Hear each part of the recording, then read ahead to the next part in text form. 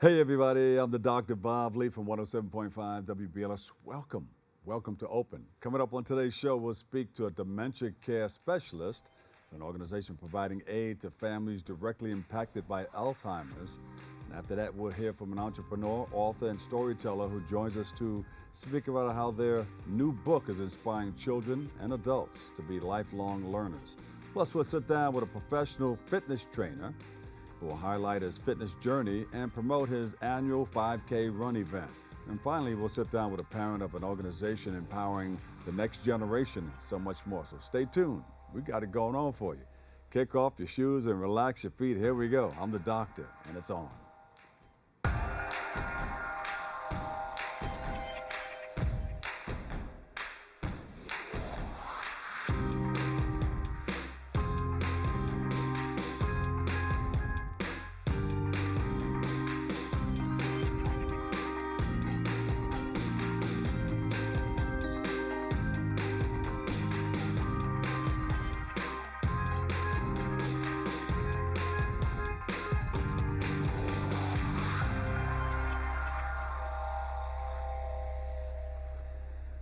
Yeah, there you go. We got a few claps.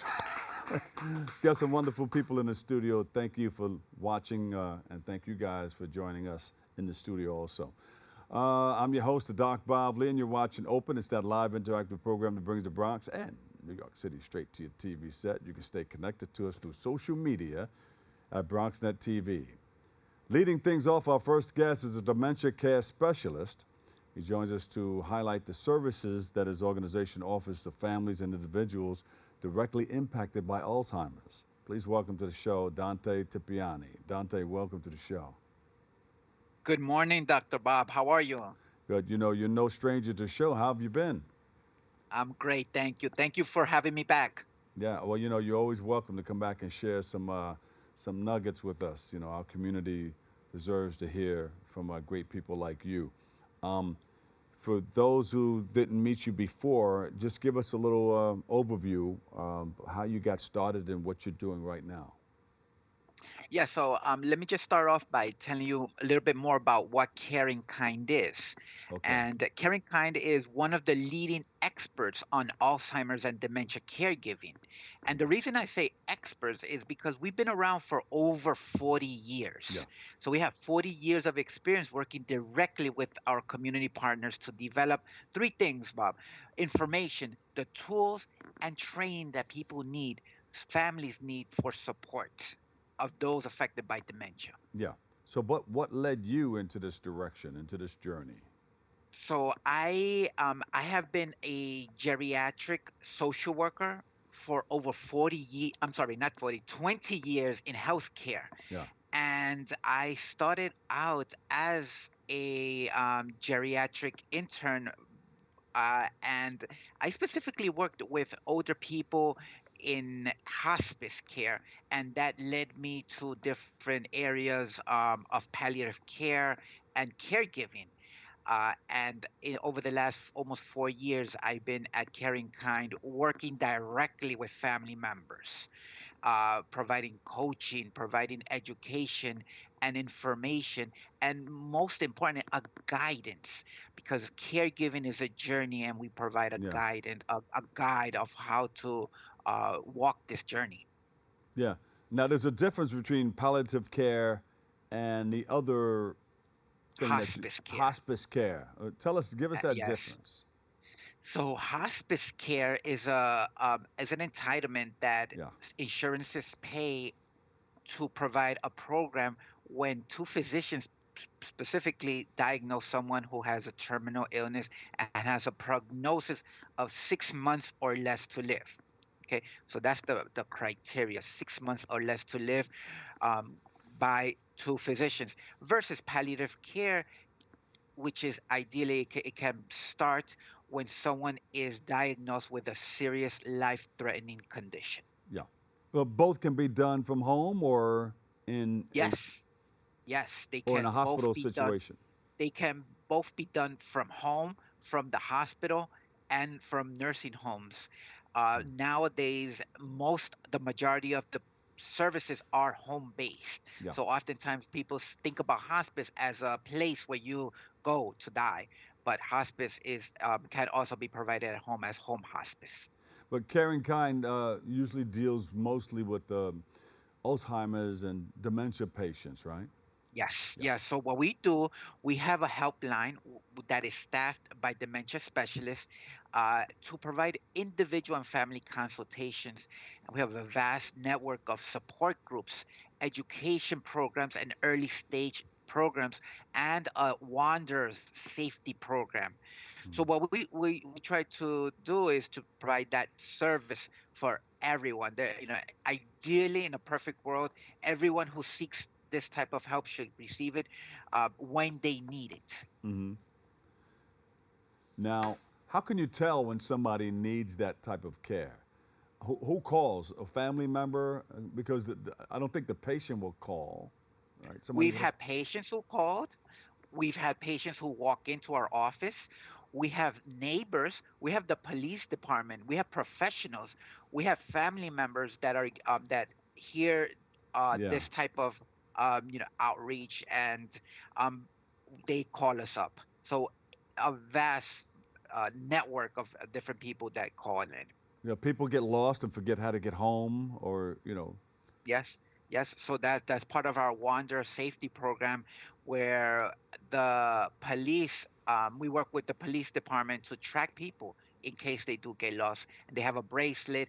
And if someone does get lost, then we are able to communicate with the family members to locate them. and it's called the Wandering Safety Program. Wanderers Medic Alert Wanderers Safety Program. Yeah, yeah. Yep. So, how can you tell if you are a recipient or a person who would like to receive care for Alzheimer's or dementia?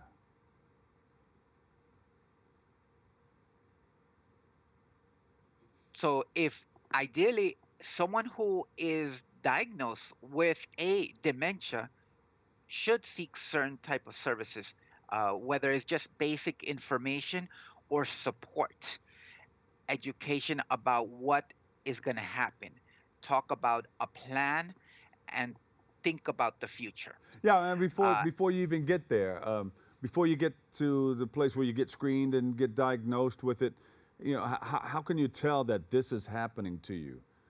It could be a family member that says, "Hey, you can't remember the way you used to, or you're slipping, mm, you're forgetting where we're going, or how to get back home, or how does it work? I mean, yeah. what are So, some of those so there, symptoms? there, there are 10 classic symptoms 10 of classic symptoms. short-term memory, uh, where it affects a person's ability to live independently. So there are different signs that are out there that give like doctors or other people a red flag of why this person should have an evaluation, a memory evaluation, or go to a diagnostic center to rule out other things that may be affecting memory. Yeah, So if someone is concerned about their memory, the first thing that should happen is talk to your doctor, and have an evaluation done. yeah.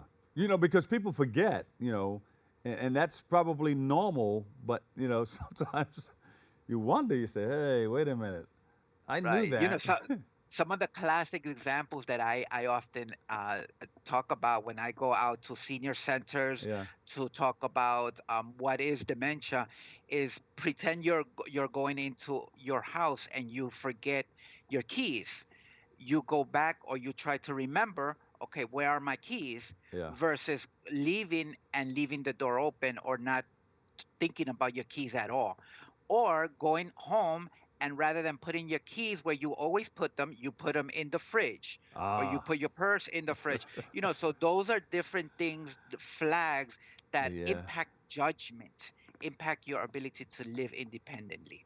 Yeah, I mean, you could be very, very busy one day, and sometimes you don't know how your purse Right? You ended could up in the forget, and freezer. that's normal. You could forget. But if you put your keys in the Yeah. freezer or your wallet in the freezer, that's something different. That's something to check out. Yeah, yeah, yeah. So we love all the work that you're doing in the community. What are some of the other things that you're doing with the caregiving, the Caring Kind organization? So we have different programs for family members, Hmm. including like the one-to-one or family.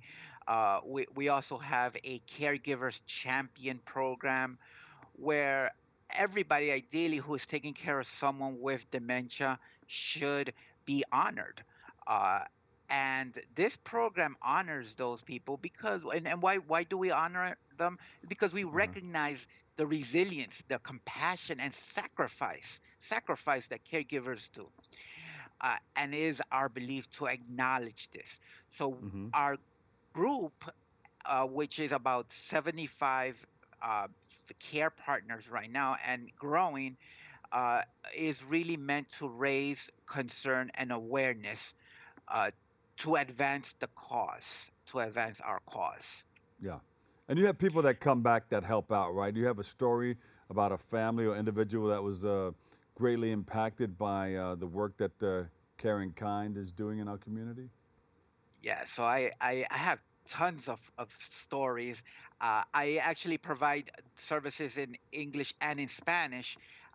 And there one story that comes to mind is of a wife caring for her husband, and he is in the last stage of dementia, Yeah. where someone is really bedbound and unable to do a lot to self care, uh, and she is isolated, feels alone, even though she lives with her daughter, and is taking care of her husband and concerned about the welfare of her daughter and grandchildren.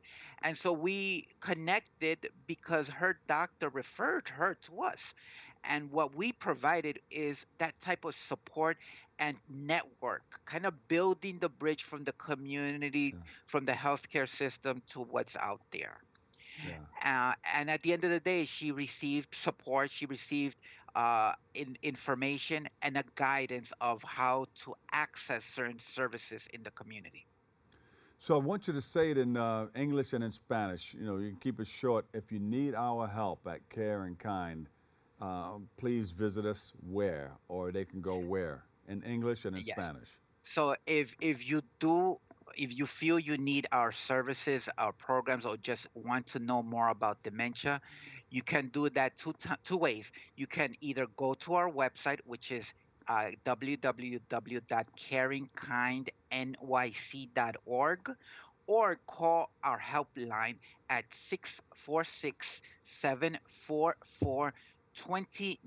646-744-2921. Y si le gustaría recibir más información sobre los programas y los servicios que tenemos en Caring Kind, puedes obtenerlos en dos maneras. La primera es ir a la página de web, que es caringkindnyc.org, o nos puedes llamar al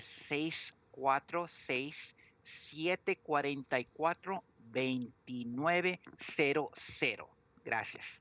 Hey, thank you so much. Thank you for sharing, okay? And thank you so much for having me again, and I can't wait to see you again. Can't wait to see you too. Caring Kind Specialist. There he is, Dante Tipiani. Thank you for all that you do Thank you. and continue to do in our community. We appreciate you, man. Well, we'll take a quick break. I've got more open. It's all coming your way next.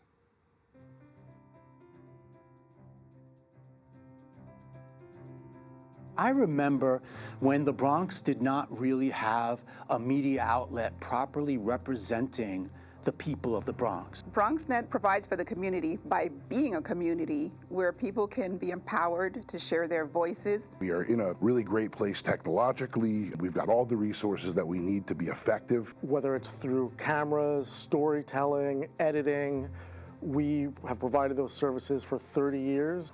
BronxNet's mission is to be a voice for the community. To educate, to inform, and to inspire. And you can be a part of it. We've built studios for you.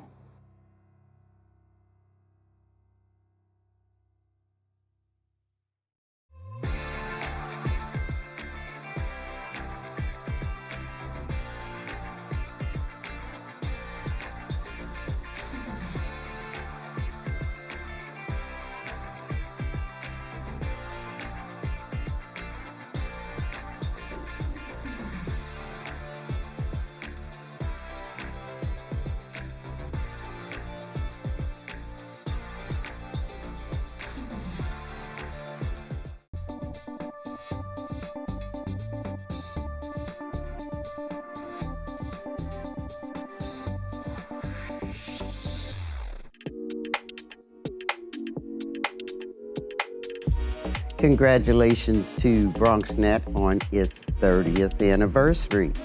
And I'm blessed that I was here shortly after the beginning of BronxNet. At that time, I took the field and studio classes, and I spent a lot of time helping other people have shows before I put my toe in the water and decided to have a show for myself. For those of you who are familiar with the Blackwash Televised Art Gallery, that was my first show on my own.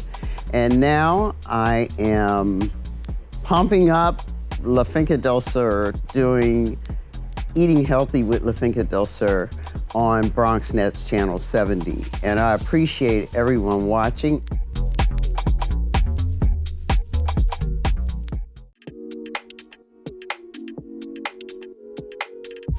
Thank you, BronxNet. Congratulations on 30 years.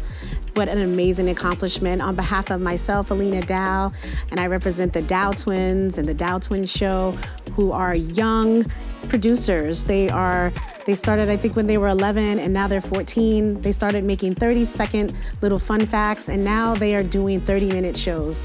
And it goes to a testament of how much you guys do in the Bronx to make young people want to continue to be involved. I wish you 30 more amazing years and beyond. Thank you for what you do.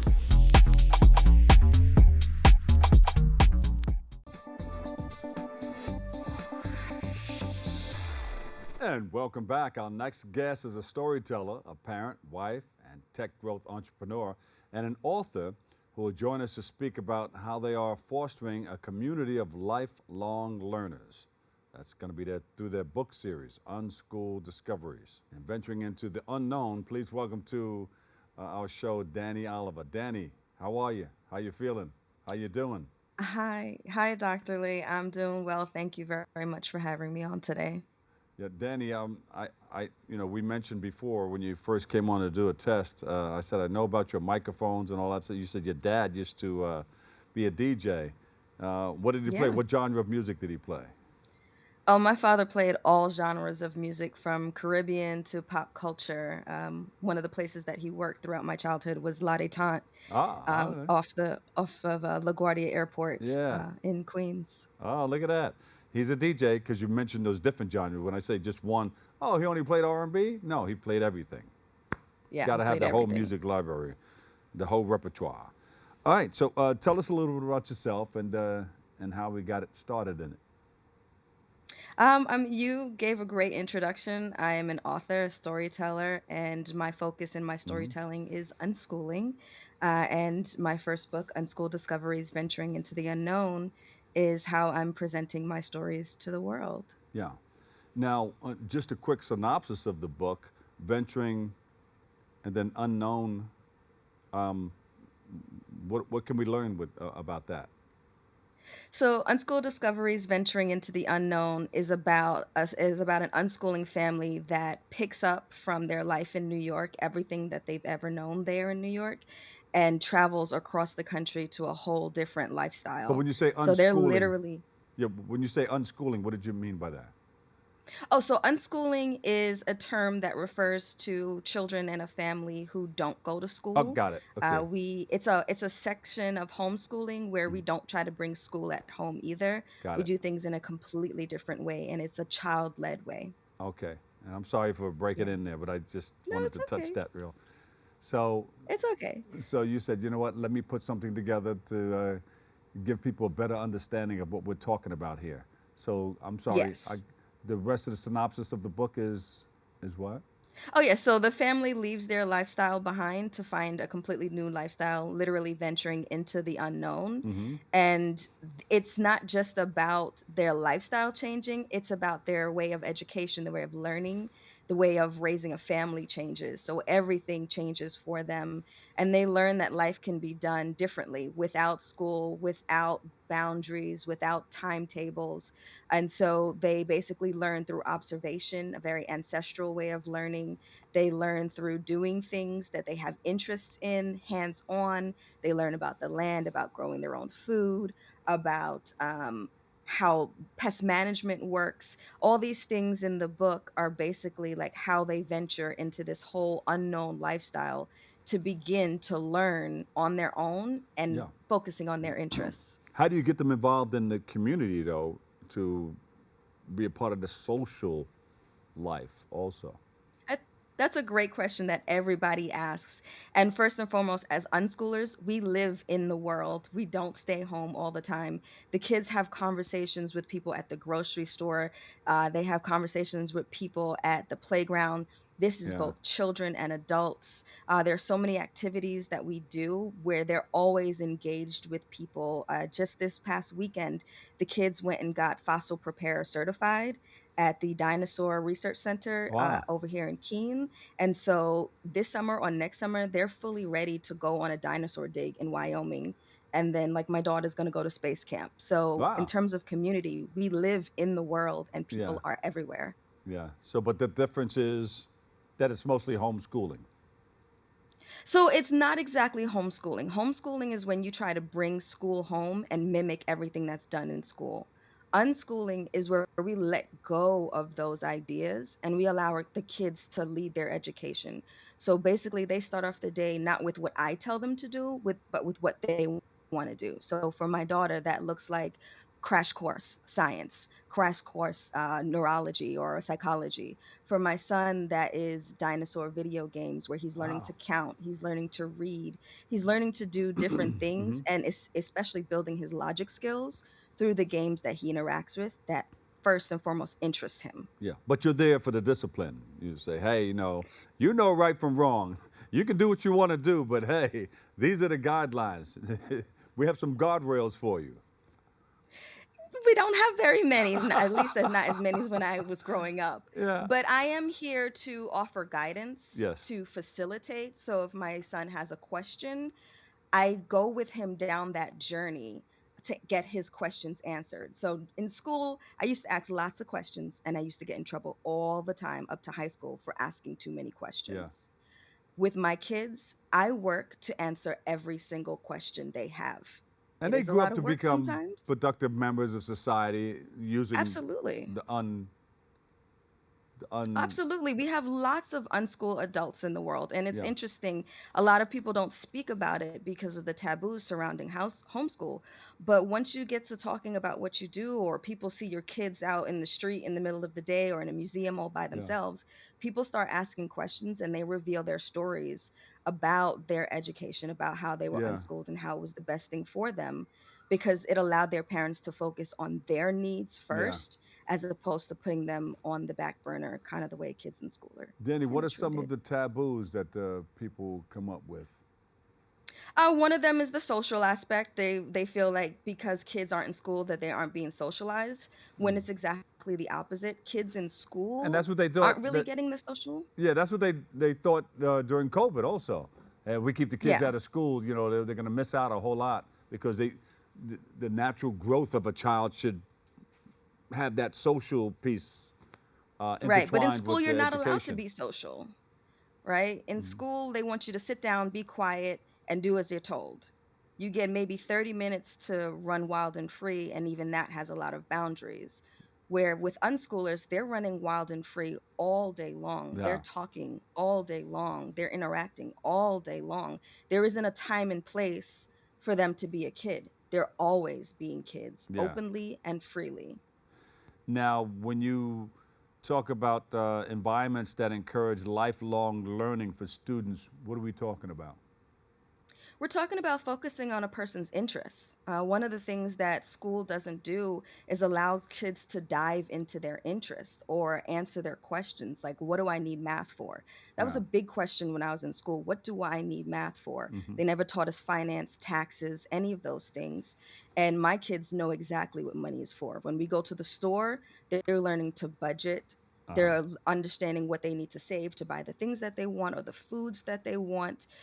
They understand the value of mathematics, the value of science, not because I told them they have to, but because the things that they're interested requires them to go on these deep scientific dives to understand what they need to do to get from point A to point Mm. B here life on earth, right? Like they know if I want to get something, I've got to sit down, I've got to count my money, I've got to work out my finances, I've got to start ideas to get money. There's things that they have to work out on their own. The answers are not being given to them in terms of this is how you live life, but how do I want to live life? And they have to figure that out. Yeah. So how early do you start with them to develop, have their mind develop in that area? Honestly, for me, it started in utero. I was talking to my kids when they were in the womb. We played music for them. Mm-hmm. We had conversations with them. With my first child, they reacted to certain songs that we would sing to them. And then with my second one, they just were very curious about the world in which they were coming into. It might sound weird to some people, but as an Arawak, like really focus on like our ancestral knowledge, and we really pay attention to things like that, especially as Caribbean people. And so I was very connected to Ah, my kids, and when they came out, we just continued whatever we were talking about in utero, we continue to talk about. And I have a method that I call the 5 E's, and I pretty much follow that, which is make sure my child knows everything in their environment. Once they know yeah, everything in their environment, I then expose them to what's not there. So for instance, birds, dogs are in their environment, but not elephants, rhinos, and giraffes. So yeah, we go to wildlife safari places, and we check out animals that are not in our usual environment. yeah. After I expose them, they then are tasked to engage, where Ah, I let go and they engage as much as they want. They play with it, they come up with new ideas, they try to twist things, and then they experiment. Once they get into the experiment phase, I know that they're really, really grasping something, they're really interested in something. I can offer them more tools and resources that it eventually allows them to have their own endeavors. yeah, An endeavor can look like a project or what I hope, a yeah. business. So that I'm basically raising entrepreneurs. There you go. And you mentioned Awak Indians and the Caribbean. Touch Yes. that a little bit more. And is there a religion that you bring the kids into in raising them? So we don't bring the kids into any religions. I do focus on our Arawak and Taino heritage, which is more of spiritual based practices, Yeah, listening to the land, listening to our bodies. We have our own farm, our own gardens. And so a lot of our medicines come right out of the ground. My son yeah, right now is completely fascinated in how we grow the different herbs and the different things that they can do for your body. And I attribute a lot of that to my Arawak ancestry. As a matter of fact, I started a brewery in New York wow, about 6, 7 years ago, Island to Island Brewery. And when I was making the concoctions and brewing the beers and making the juices that actually helped people with different ailments, my mother actually went on record saying that she thought I was possessed by our ancestors because she never taught me how to do those things. yeah, yeah, But it was things that her grandmother was doing. She never passed yeah. it to me, but yet I'm doing it. And So, so, so when you go say ahead. Arawak Indian and Taino Indian, that's mostly of the Caribbean, right? And Taino is Yes. mostly like Dominican and Puerto Rican and all of that. Um, So it's a mix. The northern part of the Caribbean is where we really call ourselves Tahinos, and then the southern part is where we call more Arawak or yeah, Carib. yeah. So your podcast, let's talk about that because they're only gonna give me like about a minute, minute and a half. Talk about the Yes. podcast that you're doing, Unschooled Pages of Our Lives. Yes, Unschooled Pages of Our Lives is actually where I'm getting the stories for Unschooled Discoveries Yeah. from. It's a podcast where the kids and I come on and we showcase what unschooling can look like. It's conversations, it's research, we read a lot of books. Basically, we explore the questions that we have based on Hmm. a topic, and we just take deep dives for anywhere from a half hour to an hour, asking questions and finding the answers. And it's fun. It's loud. It's crazy. It's not like Right. any other podcast where it's very controlled. The kids are very much leading the conversation, and they do it because they want other kids to know that you can learn about the things you want to learn about, and here are the different ways that you can explore that learning. Beautiful, beautiful. Say hello to Dad for lending you his microphones and all that stuff. I know you got your own too. You got the podcast going. Danny Oliver, author, Unschooled Discoveries. We appreciate you. Thank you so much. Thank you. All right. We'll take a quick break. I've got more, a whole lot more open coming up next.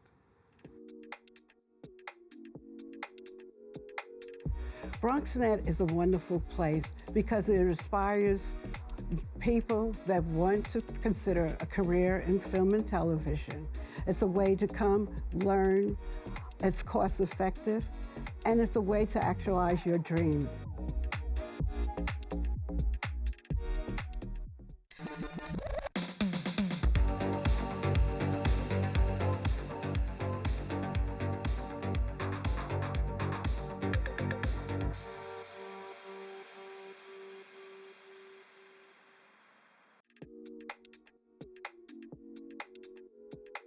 Hey everyone, it's your girl Kat from the Kitty Rose Lifestyle, also from The Next Chapter, where we discuss shades of gray every week right here at BronxNet, Saturdays at 11 p.m. Wow, 30 years. 30 years of BronxNet public access television. I'm a girl from Brooklyn and came to the Bronx 25 years ago, started my journey on BronxNet on public access television in 2016, and BronxNet is where I got my start. BronxNet, I feel like, is a home away from home. They support all of my endeavors, and I wouldn't have been able to be on any of the other channels if it wasn't for the fundamentals that I learned right here at my start here at BronxNet. So I am so appreciative. My son says I should stop telling people I'm from Brooklyn because I've been here now, Bronx strong, for 22 years. So I'm so grateful, and I wish you much success in 30 years, 30, 30, 30, 30, 30, 30, 30, 30 more, because public access is necessary so that people like myself can have a voice. Yes, BronxNet, it's your girl Kat from Kitty Rose. Check me out every Saturday at 11 p.m. right here, Channel 68, The Next Chapter, where we discuss shades of gray. Mwah.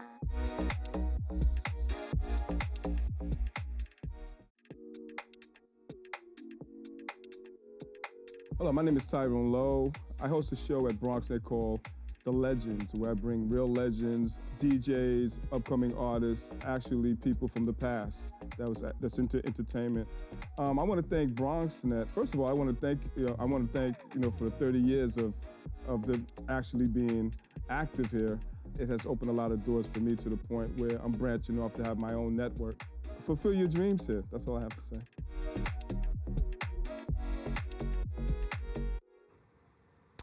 And welcome back. Here we go again. I'm the Dr. Bob Lee from 107.5 WBLS, and you're watching Open. Our next guest is a certified personal trainer. He gets busy, he gets down, and he's the founder of eBay Fit LLC. He's here to speak about his journey in the world of sports, fitness, and to highlight his upcoming 5K invitational run. Please welcome to the show, Oscar eBay Kamjika. Welcome. Thank you so much, Bob, for that. All right. Now, my producer's saying it's pronounced a different way, but we already straightened it out, so we know. IB Fit LLC. See? My middle name is eBay. Go on. But there's a correlation there. Yeah, there is. It's spelled the same way. It's spelled the same way. There's a reason for that, and if I may explain why. So yes. eBay is my middle name. I'm from Nigerian descent. Yeah. So I just adopted my middle name into my brand. Yeah. And hip-hop influenced, so IB. That's the Ebonics of it. Yeah. So it's spelled IBE-FIT, IB Fit. All right, we got it. I'll be fit. I'll be fit. Yeah. You got to be fit. You got to be fit. Yes, Can sir. I bust some of this gut away? Yeah, for sure. I've been working on it, though. Yeah. Eating So right. wait a minute, you have a big 5K coming up. Yes, that's Saturday, June 1st. Is this the first one? This is the fourth one. The fourth one? Yes. So you started it when? 2021, during the pandemic. Yeah. Yeah. And where did it run? It ran at Van Cortlandt Park in Bronx, New York. okay. Yeah. Not too far from here. All right. Very close by. So was this your first 5K? That I ran, no. You ran in it? No, I've been running for years. It's been since sophomore year in high school when I started track.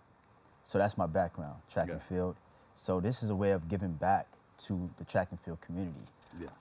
And I've been a fitness professional for over 16 and a half years. Founded IB Fit LLC in 2011. Mm-hmm. And then just kind of ran with that, started doing some community events, charitable events, working with my church, annual health fairs. Yeah. So it's all about giving back to the community and like encouraging fitness as well. Yeah, helping to keep people healthy, you know. Yes. What sparked your interest in becoming a personal trainer? track and field. You know, just being an athlete all my life, pretty much, and then loving the idea of becoming the best version of yourself. Yeah. Right, and then passing that on to people that are looking for ways to become healthier. Right, so I would say it started from just athletics, and then trying to find a way to be a better version of myself on the athletic field. Yeah. And then from studying how the body works, studying how food, correlates with how you perform. Yeah. I got absolutely. very intrigued by that. And then I studied exercise science at Lehman, here at Lehman College. And then, the rest is history. It was just constant knowledge, like a sponge, just absorbing ways in which to help people become healthy. Because you know what it is when you're not healthy and you're trying to perform. Oh man, you can pull a muscle, you can vomit. It's a whole slew of things that can happen to you. Yeah, I'll tell you some stories afterwards. I was an athlete also, football, baseball, got into boxing. Okay. I followed Muhammad Ali, wanted to be just like him, but I couldn't do that regimen that he had a training regimen that was like. Yeah. So did Kobe Bryant. Oh man, first of all, that's my favorite athlete. Those are two of my favorite athletes. Yeah, Muhammad Ali and Kobe Bryant. Oh, look at them, right there. Oh man, yes, that's one of my favorite pictures, and I'm sure you guys took that from my IG. All good. I'm heavily inspired by those two guys. Mama mentality, as you may know. RIP to the great Kobe Bryant and Muhammad Ali. Yeah. And I try to when my workouts, even when I'm training my clients, I try to instill that mental aspect of getting over your obstacles, right? Because we all have them, but you have to learn how to not give up, not quit, and give it all you got. Don't listen to your mind. Keep going. Mind over matter. Absolutely. Yeah. I know what it is. I tell you, I was in situations where I didn't train like these guys did, and I didn't train like I was supposed to, and you're on it's that one-on-one thing. One-on-one. This guy did everything he can to win the fight, but you didn't do it. Yeah. But you still tried to pull it off. Man. And you had to dig down deep. Dig down It was deep. one of those battles. Find yourself on the canvas, count it out. Yeah. So you have another run coming up. When is that? That's Saturday, June 1st at Van Cortlandt Park. And this is the 4th annual, so I've been doing it for the past 4 years now. Just the preparation is what I really gravitate towards. I love the preparation, reaching out to you guys, doing this whole promo stuff. I'm enjoying the process, and I'm doing it for a cause too. There's 2 organizations, Good News to Scholars, Inc., which I gave back to last year, the 2 previous years. They're an organization that encourages mentorship for the youth, specifically high school students that are college bound, and they also give scholarships. And the other organization is RCCG, Tabernacle of Restoration. That is my church, the place of worship, and they're doing a great thing right now with the building. We're building a new house to, praise God. So we're about almost halfway through that, so we still need funding to complete it.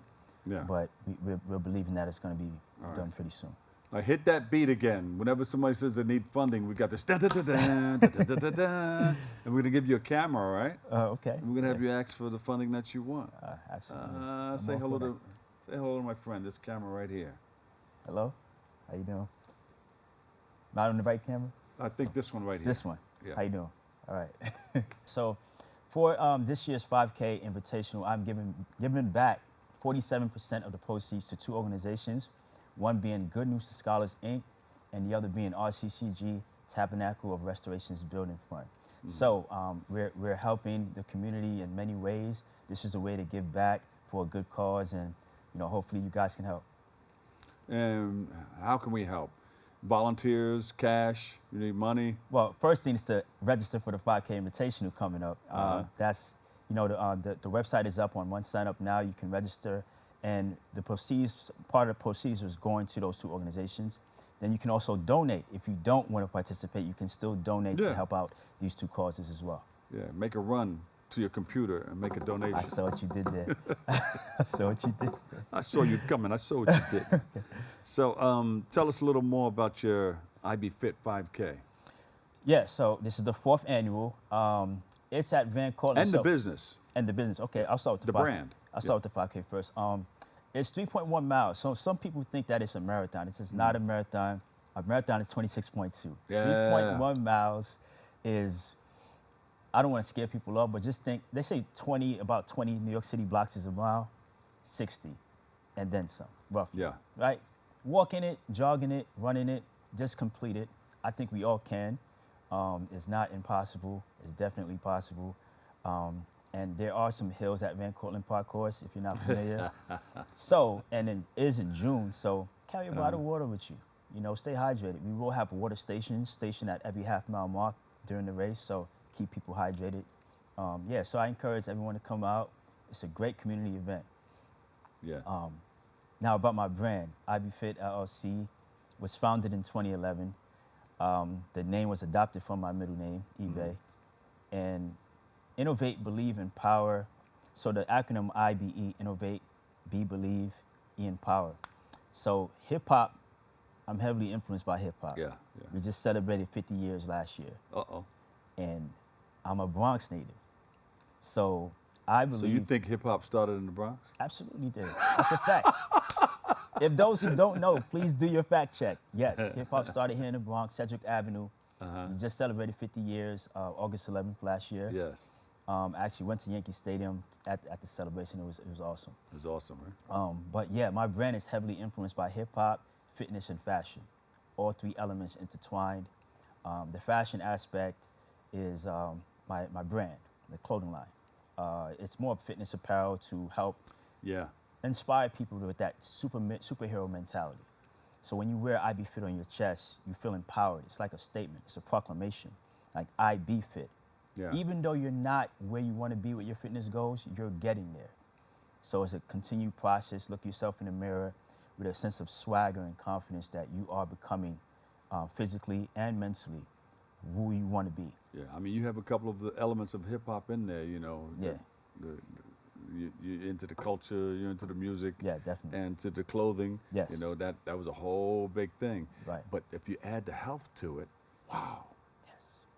You add the health to hip hop because a lot of us didn't have health care and all that stuff. Right. So you had to try to do something to take care of yourself so you wouldn't fall victim to the degenerative diseases that are out there. Absolutely. That are out there in our community.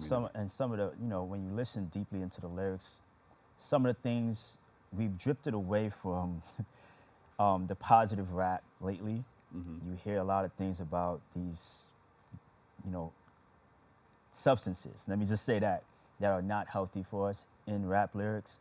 We got to shift back to what will make someone more equipped to be the best version of themselves. And I think that health aspect is important, and it should be preached more into our community and our culture. Go to the hiphopalliance.org. We started something to help out with that. You should join that because we're helping find healthcare means for a lot of our people in R&B and hip hop. You know, Definitely, because a lot of us were falling off, and dying, stroking out, and getting heart attacks and things of that nature. Definitely check that out. Thank you for all you're doing to help out in our community, man. It's my pleasure. 43% Nigerian. We looked it up on the. Oh, nice! You did the registry. My son did it. Ancestry. Yeah. Okay. Yeah, nice. That's real cool. Real cool. So where do we go from here? We have that. We have the 5K run. 5K. And then after that, what happens? You do things all year? So I do the annual health care with my church. Health fair with my church. I am planning. It's more of a I would say a sports day, because people are asking me, why don't you do something for basketball and football and soccer players? I'm like, don't worry, I got you. And it's the past couple of years they've been asking me about other events that I should host. So I'm working on that. I can't give you a date yet because it's in the works, but I'm working on that. You can, because you're down with Kobe, you're down with people who want to box and take care of themselves and work with their bodies.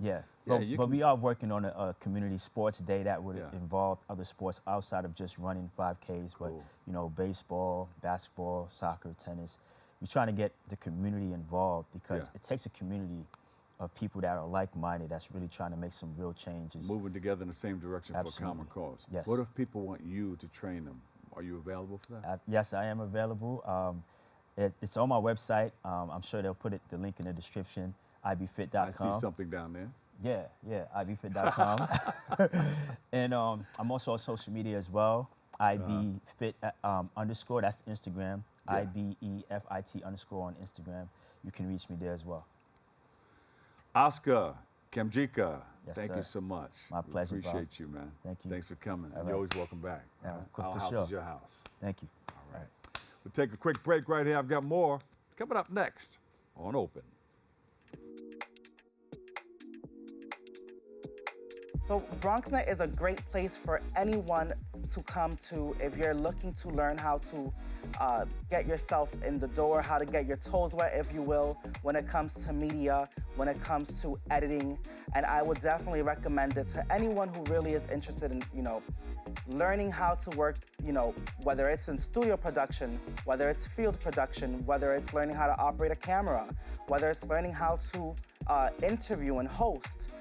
This is the place for you to be. This is the place for you to sort of get your feet wet and be amongst other creatives here in the Bronx who are also trying to learn and develop their own content.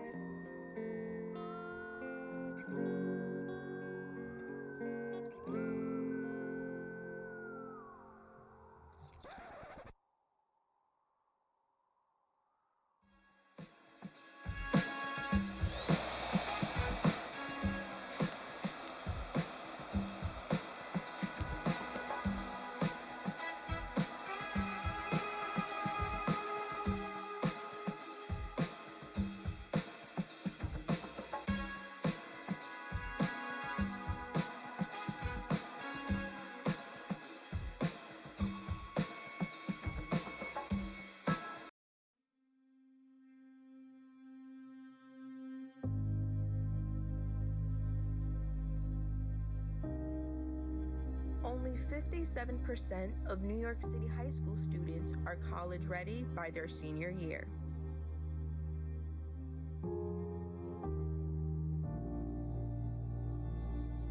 .55% of high school graduates either have no plans to attend college or are uncertain that they will ever attend.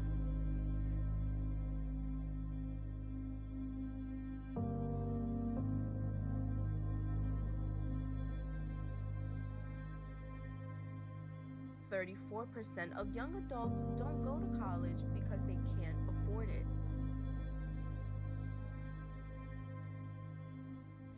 Discover what's possible. BronxNet's education programs, internships, and opportunities help engage and inspire Bronx youth and beyond to pursue their passions. Be a part of the BronxNet family. Whether you're interested in our shows, joining a class, or donating to support our mission, visit bronxnet.org to learn more. And welcome back, welcome back, welcome back. Our last guest is a parent on the You Can Go to College committee, and she joins us to speak about the organization and how it's positively impacting the lives of the next generation and so much more. So please welcome to the show, Yesenia Perez. Thank you. Thank you. How are you? Good, thank you. Good. So you've been working with the organization for a little while, right? Approximately 10 years now. Yeah. Yes. And I think this is the 29th year that you've been doing this. Exactly. Yeah. Going on 3 decades now. Yeah. Yeah. Just about. And they do a great job in putting it together. It's a good thing for the youngsters to to be able to get a chance to go to these schools and get an idea of what these colleges and universities are all about. That is correct. That Yeah. is correct. So they've been practicing now for approximately 3 decades. The Honorable Jarita Clark, Yes. who is one of the legislative leaders in Queens, and Sister Shirley Dye, approximately 30 years ago, saw the need for children to have resources available to them in the schools to help them get through the process of going to college. And in a lot of inner city schools, you don't have those individuals in place back then that would help aid you in those processes. Unless, of course, you had, you were second or third generation educated, right? And so they decided to form this organization to help the community students. But it is open to students from any of the 5 boroughs, so. Yeah. So I have my bags packed right over there. Okay. So right after this, I'm going to, get on the road and follow along, catch up with the bus. Okay. So it's going to a number of the HBCUs, right? Yes. So basically the program offers SAT and ACT preparation, testing preparation for students. Sure. They can join at any juncture in their high school years.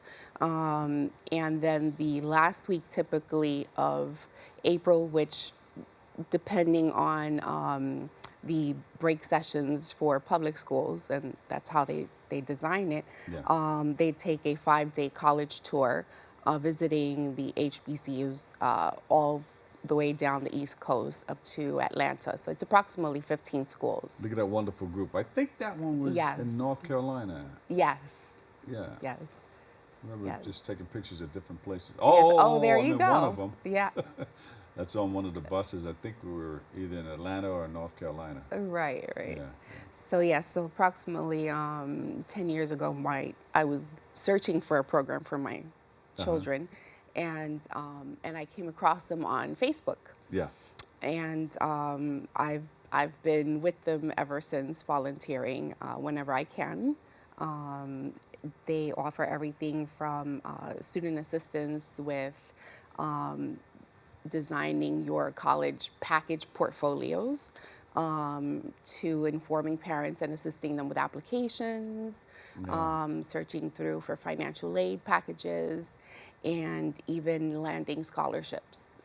That's great because a lot of people don't know about those things, and it's like a big mystery, and it's not like a turnoff, but it's like, well, I have a lot of things to do to get my child in here. Where do I go? I need help. Yes. And you have you can go to college committee to help out with that.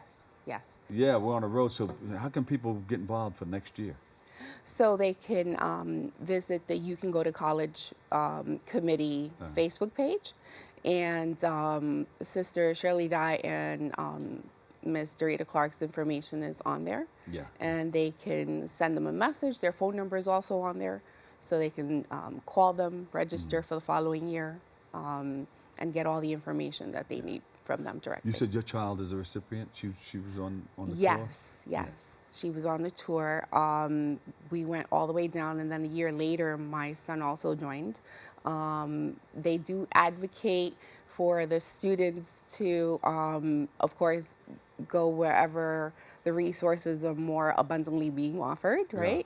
And so my children in particular wound up attending schools that were not HBCUs, but my daughter went to Connecticut, and my son stood local in one of the SUNY colleges. Yeah, some of them like to stay local. You know. Yes. But if you just want to experience the HBCUs, they're out there. Absolutely. And you get a chance to get involved with maybe one of the sororities or fraternities, and Absolutely. They even do step shows for us. Oh, yes. I was actually wooed by the Morehouse and the Spelman campuses. Yeah. In Atlanta, yes. It's a phenomenal experience for any of the students. They get a glimpse of the college life while they're there. And, many of them at times have not had the experience of leaving the state themselves, right? And so it's really enlightening. They get to have time with some of the students on the campus and get some information from them, and, see how the college life is. So it's a wonderful experience. It is. And if you're a parent or a teacher or a principal of a school, you can give them a call. You can go to college. It's a committee, and it's a bus tour that we do every year in April. Yes. What's that number again? I don't have that number with me. Sure. The phone number is 718-658-6255. Prepare before you get there. Prepare for next year. You know, if your child's getting ready. We take youngsters coming out of high school. Ages what? So from the 8th grade to? From the 8th grade through just about senior year at Yeah. times. So it's about 15, 16 years old. Yeah. Through 18. And it'll be the 30th year next year. Yes, it will. All right, Yes, so it I'm will. going to catch up to this tour. Yeah, are Okay. you coming on this one? I'm hoping that I can make it. I'm just moving some scheduling things around. That's it. but You'll be like yes. me. The bus Yes. tour is in effect. They left early this morning. Yes. And we're just going to, Yes, yes. throw our stuff in the vehicle and then head on out. And head on out and Yeah. catch up with them, yes. You got it. Okay, All right. thank you. Listen, thank you so much for joining us, and you're always welcome to come back and share more Thank you. information about the You Can Go to College bus tour. Thank you. All right. Thank you, my pleasure. Before we go, one special thing that you remember during the bus tour that One stands special out in your thing. mind. Oh, wow. I would have to say